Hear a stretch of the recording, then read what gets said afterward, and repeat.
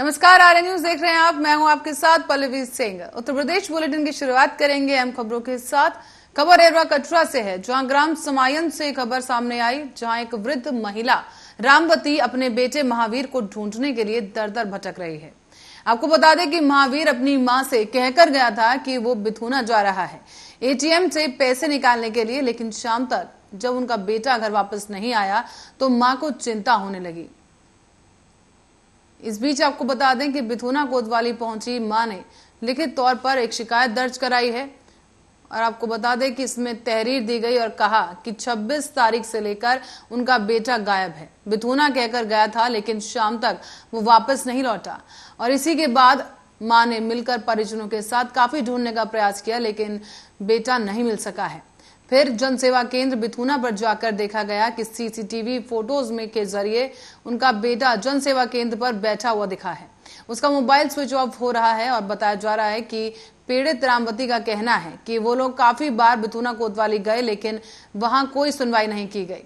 तो वहीं रामवती का यह भी कहना है कि ना हमारे पति हैं ना हमारे बेटा है, हमारा सिर्फ यही एक इकलौता बेटा है और वो अब लापता है। उन्हें डर है कि उसके साथ कोई अनहोनी ना हो गई हो। प्रशासन से भी सहयोग की अपील की जा रही है, लेकिन पीड़िता के घर पर धैर्य बनाए रखने के लिए कहा गया है।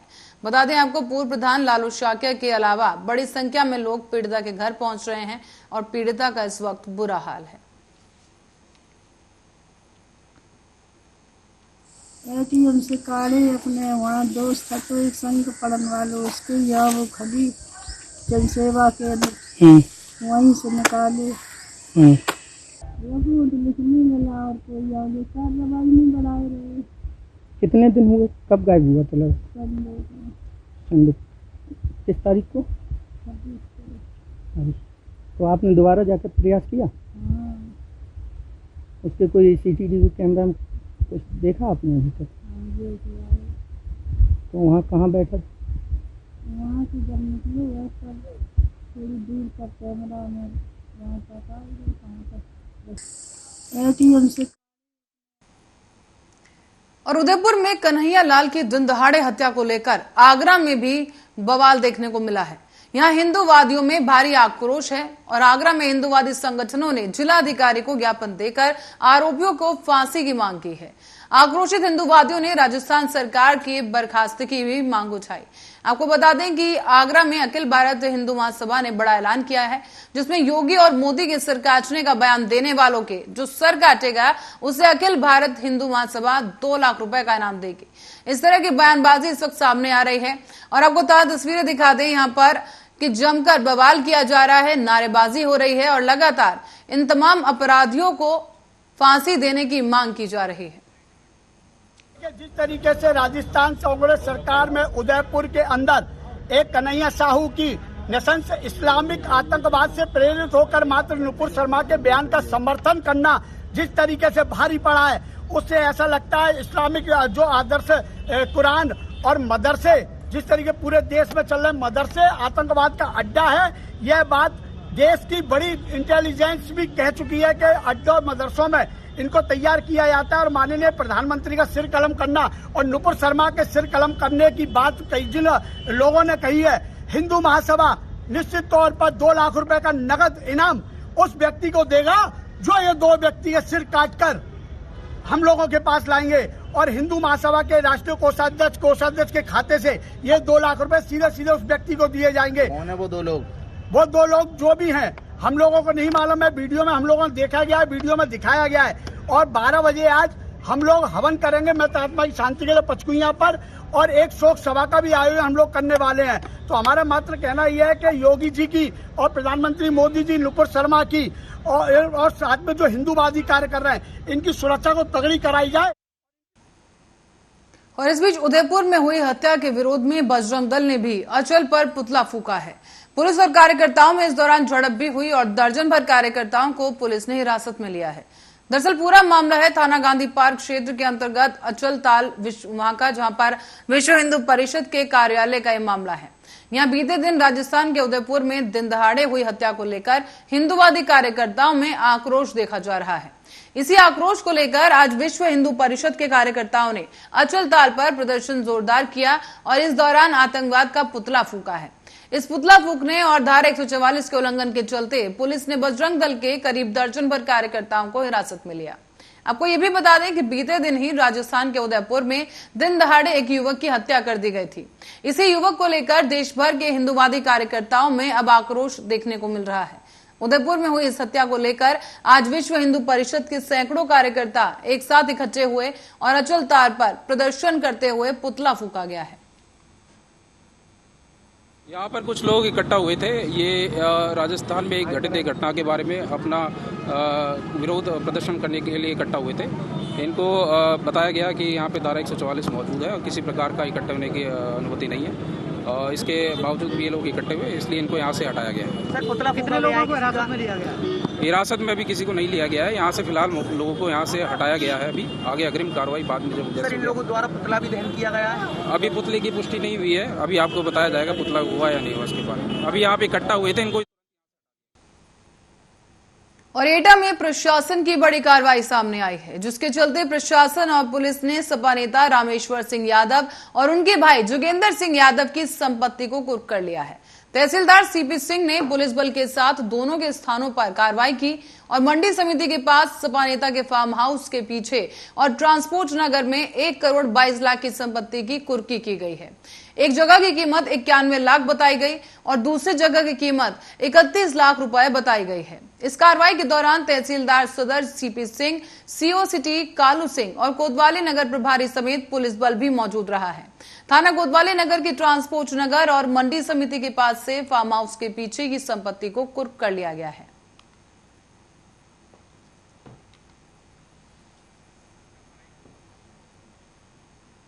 तो वहीं फतेहपुर में आकाशीय बिजली गिरने से दंपति की मौत हो गई है। इस घटना में उनकी एक बेटी भी है जो कि घायल हो गई, जिसे जिला अस्पताल में भर्ती कराया गया है। आपको बता दें यहाँ पर इस बच्चे का इलाज जारी है। और आपको ये भी बता दें कि दरअसल खेत में मूंग तोड़ते समय ये बिजली गिरी और घटना की सूचना मिलते ही जनपद के आला अधिकारी भी मौके पर पहुंच गए। हादसे की सूचना पर परिवारजनों को दी गई, जिसके बाद से उनमें कोहराम मच गया है। ललौली थाना क्षेत्र के वाहिदपुर गांव का यह पूरा मामला बताया जा रहा है। गांव में कल दिनांक 28/6/2022 को आकाशीय बिजली गिरने से 2 व्यक्तियों की मृत्यु हो गई थी और आज दिनांक 29/6/2022 को ग्राम वाहिदपुर में भी आकाशीय बिजली गिरने से 2 व्यक्तियों की मृत्यु हो गई। इन व्यक्तियों की जो है नियमानुसार जांच करा ली गई है। दैवीय आपदा के अंतर्गत इनको जो है जो सहायता राशि दी जानी है उसकी प्रक्रिया जो है कार्रवाई। और इस बीच रुक करेंगे अगली खबर की ओर। सांसद संजय सिंह का एक बयान सामने आया है, जिसके तहत उन्होंने कहा है कि यूपी में पार्टी का विस्तार हो रहा है और अब तक 7000 बूथ के वर्कर बन चुके हैं। नगरीय क्षेत्र में मोहल्ला प्रभारी बनाने का भी काम तेजी के साथ चल रहा है और हर 25 घर में मोहल्ला प्रभारी बनाए जा रहे हैं। यूपी का बड़ा प्रदेश है और इसीलिए 8 जोन में यूपी को बांटकर संगठन का विस्तार किया जा रहा है। इस बीच ये भी कहा गया कि सभी प्रांतों में अध्यक्ष और प्रभारी भी नियुक्त किए गए हैं और नगर निकाय में मजबूती के साथ उतरने वाली है पार्टी, जिसकी तैयारियां की जा रही हैं। शिक्षक प्रकोष्ठ, पिछड़ा वर्ग प्रकोष्ठ के गठन की भी बात कही गई। साथ ही साथ अग्निपथ को लेकर विरोध करने की भी चेतावनी दी गई है। कहा यह गया है कि अग्निपथ योजना देश के प्रति गद्दारी की योजना है और सेना के लिए यह कमजोर कड़ी साबित होगी और 10 साल में सेना की संख्या आधी हो जाएगी। 30 जुलाई को यूथ विंग प्रदर्शन करेगी। एक ट्रेलर कन्हैया लाल की निर्मम हत्या कर दी गई कुछ दरिंदों के द्वारा, कुछ हैवानी लोगों के द्वारा। उनकी गिरफ्तारी तो हुई है, लेकिन मैं कहना चाहता हूं कि ये मानवता, इंसानियत और सामाजिक भाईचारे की हत्या हुई है उदयपुर। इसलिए उन दोनों के खिलाफ फास्ट ट्रैक कोर्ट बना के जल्द से जल्द ऐसे दरिंदों को फांसी की सजा होनी चाहिए। किसी भी सभ्य समाज में इंसानियत की जहां बात है, मानवता की जहां बात है, ऐसी घटनाओं की इजाजत नहीं दी जा सकती। और दूसरी बात, जिस तरह से जुबैर को पकड़ के 4 साल पुराने एक ट्वीट पे गिरफ्तार करके जेल में रखा गया है, वो भारत की पत्रकारिता पे हथौड़ा चलाने का काम मोदी सरकार का है। और इस बीच महाराजगंज जनपद में कल देर रात से ही मूसलाधार बारिश हो रही है। बारिश की वजह से मौसम सुहावना हो गया है और लोगों को गर्मी से राहत मिली है। लेकिन लगातार हो रही बारिश से अब किसानों के चेहरे पे भी खुशी है। किसानों के चेहरे खिल उठे हैं क्योंकि खेतों में पानी लगने के साथ ही किसान धान की रोपाई में जुट गए हैं। भारी बारिश से जनपद के कई कस्बों और ग्रामीण इलाकों के मुख्य सड़कों समेत मोहल्ले में भी भारी जल जमाव हो गया है। इस बीच आपको बता दें कि इससे बीमारियों का जो खतरा है वो बढ़ने लगा है। तो वहीं नेपाल की पहाड़ियों समेत भारत के तराई इलाकों में हो रही लगातार बारिश से नेपाल से निकलकर आने वाली नदियां और नालों में भी जल स्तर बढ़ने लगा है। आपको बता दें कि इसी समस्या को देखते हुए प्रशासन भी पूरी तरह से अलर्ट मोड पर है। कई बाढ़ चौकियों का स्थापना की गई है जो कि नदियों और नालों के जल स्तर पर सतर्कता के साथ निगाहें बनाए हुए हैं।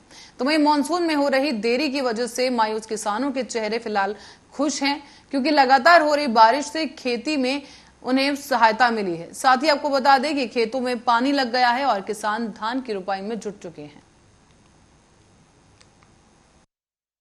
इस महंगाई के दौर में भगवान ने बहुत बढ़िया बारिश दे दिया, तो अब हम लोग बहुत अच्छे से धान की कटाई रोपाई करने जा रहे हैं। बहुत सहयोग है इस महंगाई के में, यह बारिश में हम लोगों को वरदान साबित हुआ। महाराजगंज जिला प्रतिवर्ष बाढ़ से प्रभावित रहता है कमोबेश, और हमारे यहाँ जनपद में दो मुख्य नदियां हैं जिसके कारण ये बाढ़ की स्थिति बनती है। एक तो रोहिणी नदी है और दूसरा घोघी है, और अगर पूर्व की दिशा में हम लोग देखें तो यहाँ पे नारायणी नदी भी है। लगातार जो सिंचाई विभाग में बाढ़खंड होता है उसके माध्यम से, राजस्व की टीम के माध्यम से हम लोगों ने सभी नदियों के सभी बंदियों के निरीक्षण करवाया है। जहाँ जहाँ ऐसी स्थितियाँ थी कि बाढ़ के दौरान उसमें टूट हो सकती थी, उन सभी स्थलों को सेंसिटिव नामित करते हुए उन सभी सेंसिटिव स्थलों पे दोबारा से कार्य कराकर उनको सही करवाया गया है। इसी प्रकार से कई सारे ऐसी जगहें थी जहाँ पे नदी के बहुत किनारे आबादी आ गई थी, उन सभी जगहों पे मनरेगा के माध्यम से बाढ़ बचाव के जो कार्य होते हैं वो भी कराए गए हैं। इसके अलावा जो हमारी बाढ़ चौकियाँ होती हैं, जो बाढ़ के दौरान विभिन्न विभागों के समन्वय के आधार पर जो कार्य कराए जाते हैं, उसके लिए भी लगातार बैठकें करके सभी अधिकारियों को इस बारे में बताया गया है और सारी तैयारियाँ ऑन ट्रैक चल रही हैं। और इस बीच आगरा में मेरठ से स्थानांतरित होकर आगरा आए नवागत एसएसपी प्रभाकर चौधरी मीडिया से रूबरू हुए। नवागत एसएसपी प्रभाकर चौधरी मीडिया से मुखातिब होते हुए उन्होंने कहा कि आगरा शहर से पहले से ही भलीभांति वो परिचित है। आगरा के लॉ एंड ऑर्डर को बेहतरीन तरीके से आगे काम किया जाएगा और उन्होंने ये भी कहा कि इस दौरान उनकी प्राथमिकता लॉ एंड ऑर्डर के साथ साथ आम आदमी को मिले न्याय उसको लेकर भी रहेगी। आगरा के सट्टेबाजों और माफियाओं पर कड़ी कार्रवाई करने की भी इस दौरान बात कही गई। साथ ही ये भी सुनिश्चित करने की बात कही गई कि पर्यटन नगरी आगरा है और उसी के अनुरूप यहाँ पर कार्य किया जाएगा। आगरा के लॉ एंड ऑर्डर के साथ साथ आगरा की अव्यवस्थित यातायात को भी बेहतरीन किया जाएगा, दुरुस्त किया जाएगा। और प्रभाकर चौधरी ने इस दौरान थाना ताजगंज क्षेत्र के अंतर्गत आने वाले होटलों और स्पा सेंटर की आड़ में होने वाले अवैध व्यापार पर भी बड़ी कार्रवाई करने का आश्वासन दिया है। देखिए, जो हर जिले में प्राथमिकता रहती है, पुलिस की जो प्राथमिकता होती है कानून व्यवस्था और क्राइम कंट्रोल करना, साथ ही जो पब्लिक हियरिंग है उस पर विशेष ध्यान दिया जाएगा, क्योंकि ग्रामीण क्षेत्र काफ़ी दूर से लोग आते हैं। उनकी जो शिकायतें हैं उसका निस्तारण के लिए कोशिश की जाएगी, उनका फीडबैक भी लिया जाएगा, उसके लिए सिस्टम एक बनाया जाएगा। महिला संबंधी अपराधों के लिए किस तरीके से प्राथमिकता रहने वाली है, माफियाओं को लेकर के क्या? महिला संबंधी अपराध जो है वो पुलिस इस समय काफ़ी सेंसिटिव है, और अगर इस तरह के मामले आते हैं तो उसमें FIR निश्चित रूप से दर्ज होना चाहिए। ज़्यादातर मामले घरेलू विवाद के आते हैं और कोशिश किया जाएगा कि 1-2 बार काउंसलिंग हो ताकि किसी का घर ना टूटने पाए, और अगर नहीं होता तो उसमें FIR का प्रावधान ऑलरेडी है, उसको भी किया जाएगा, जो नियमानुसार रहेगा उसमें FIR भी दर्ज। और इस बीच जनपद के अलग अलग थाना क्षेत्रों में आकाशीय बिजली की चपेट में आने से 2 बालिका समेत 4 महिलाओं की मौत हो गई है। हादसा चुनार और सदर तहसील का है, जहां पर मृतकों के परिजनों को 4 लाख रुपए मुआवजा देने की प्रक्रिया शुरू कर दी गई है। इस दैवीय आपदा में जागरूकता ही बचाव है। कहा यह भी गया कि दलहाट थाना क्षेत्र के बभनी गांव में मंगलवार की देर शाम को आकाशीय बिजली की चपेट में आकर प्रिया और लीलावती नाम की 2 महिलाओं की मौत हो गई है। दोनों ही महिलाएं फरीदपुर गांव की बताई जा रही हैं, जो कि बभनी विद्यालय के पास अमृत योजना के तहत तालाब की खुदाई करके अपने गांव पैदल लौट रही थी। इसी तरह से हलिया के दुधली गांव में आकाशीय बिजली की चपेट में आकर साधना, जिसकी उम्र 15 वर्ष बताई गई, उसकी मौत हो गई है। इसी बीच चरखी खुर्द गांव में नंदनी नाम की एक बालिका जिसकी उम्र 8 साल है, महज 8 साल की उम्र में बच्ची की मौत हो गई है आकाशीय बिजली गिरने की वजह से। इस हादसे के शिकार बने लोगों के परिजनों को अब 4 लाख रुपए का मुआवजा देने की प्रक्रिया शुरू कर दी गई है। आपको बताते चलें कि आकाशीय बिजली से बचने के लिए जागरूकता ही पहला उपाय बताया जा रहा है। हमारे यहाँ तहसील चुनार और तहसील सदर के अंतर्गत कल शाम में मृत्यु की सूचना प्राप्त हुई है और इसमें 2 मृत्यु तहसील सदर में और 2 मृत्यु तहसील चुनार के अंतर्गत सूचना मिली। क्या सहायता दी जा रही है? इसमें जो विधिक सहायता होती है, जो हमारा शासनादेश है, उसके हिसाब से 4 लाख रुपये प्रति मृतक के हिसाब से उनके परिवार को, जो उनके ऊपर आश्रित है, उनके परिवार को सहायता दी जाती है और उसके लिए प्रक्रिया शुरू कर दी गई है और उसको हम लोग जो है विदिन टाइम जो है उसको कर लेंगे। सर, क्या आकाशीय बिजली से बचाव के लिए कोई कार्यक्रम चलाए जाते हैं? देखिए, हम लोगों के यहाँ ये है कि आकाशीय विद्युत से बचाव के लिए लगातार जागरूकता अभियान भी अभी रेडियो के माध्यम से भी और पत्र के माध्यम से भी हम लोग लगातार प्रचार प्रसार कराते रहते हैं और भविष्य में भी इस तरीके की योजना है कि जो उस क्षेत्र हैं, ऐसे क्षेत्र जहाँ पे लाइटनिंग की घटनाएं ज़्यादा संभावित है, वहाँ पर और भी। और इस बीच प्रतापगढ़ के सपा जिलाध्यक्ष छविनाथ यादव पर शिकंजा कसा जा रहा है। जिला प्रशासन और पुलिस की टीम संपत्ति सीज करने का यहां पर नोटिस लगा चुकी है। सपा जिलाध्यक्ष छविनाथ यादव की अवैध संपत्ति को अब जब्त कर लिया जाएगा। आपको बता दें कि लगभग 10 करोड़ रुपए की ये संपत्ति है जिसे जब्त करने की प्रक्रिया शुरू कर दी गई है। इस बीच एसडीएम और सीओ भारी फोर्स के साथ यहां पहुंचे हैं। सपा जिलाध्यक्ष छविनाथ यादव के विद्यालय पहुंचे हैं ये, और साथ ही प्रशासन की कार्रवाई से इलाके में हड़कंप मच गया है। पूरा मामला यह है कि वार्ड संख्या 2/2022 सरकार बनाम छविनाथ यादव में श्रीमान जिला मजिस्ट्रेट प्रतापगढ़ के आदेश से यह कार्यवाही हो रही है। धारा 14(1) उत्तर प्रदेश गिरोहबंद एवं समाज विरोधी क्रियाकलाप निवारण अधिनियम के तहत यह कार्यवाही हो रही है, जिसमें 9,83,96,104 रुपए मूल्य की जो संपत्तियां हैं उनको अटैच किया गया है और कब्जे में लिया गया है। ये मुकदमा अपराध संख्या 199/20 धारा 2/3 गैंगस्टर एक्ट के तहत इसका मुकदमा कायम हुआ था, जिसके अंतर्गत 14(1) के तहत जिला मजिस्ट्रेट महोदय के अंतर्गत इसकी 6 संपत्तियां जो है कुर्क की गई हैं, जिसमें देहरी जमालपुर में डिग्री कॉलेज है जो कुर्क किया गया है और इसकी ज़मीन है जिसमें कई गाटा संख्या हैं जो दिलेरगंज में हैं और मऊदारा में स्थित हैं, वो कुर्क की गई हैं। 2 गाड़ियां भी हैं सफारी, उनके भी कुर्क का आदेश है, उनको भी शीघ्र। और इसी खबर के साथ ही बुलेटिन में फिलहाल के लिए इतना ही। देश और दुनिया की तमाम खबरों के लिए बने रहे हमारे साथ, देखते रहे आर्या न्यूज।